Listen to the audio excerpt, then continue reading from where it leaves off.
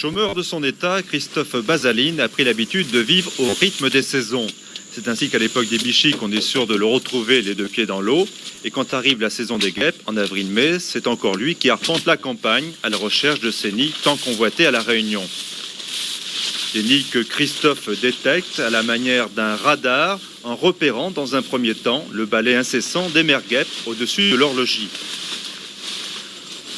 Ensuite, c'est le long travail d'approche qui consiste à éclaircir le taillis pour accéder plus facilement au sanctuaire sans toutefois attiser la colère des insectes.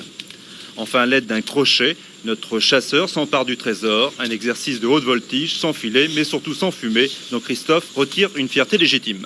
Alors moi, étant mis avec la fumée, parce que, enfin, une habitude, parce que moi, j'ai habitué à couper un crochet assez long, puis à mirer le nid guêpe comme ça. Mais moi, pas habitué avec la fumée, et ni même le feu, ni même... Enfin, des gens, ils tirent le tupic.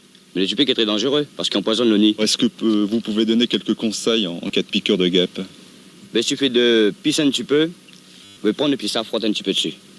Et ça va bien.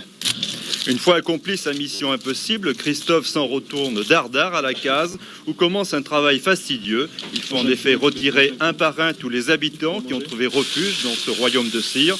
Extirpés de leur refuge, les larves vont alors connaître la solution finale sous la forme d'un carry-guêpe fortement pimenté que toute la famille va savourer en fin connaisseur au moment du repas de midi.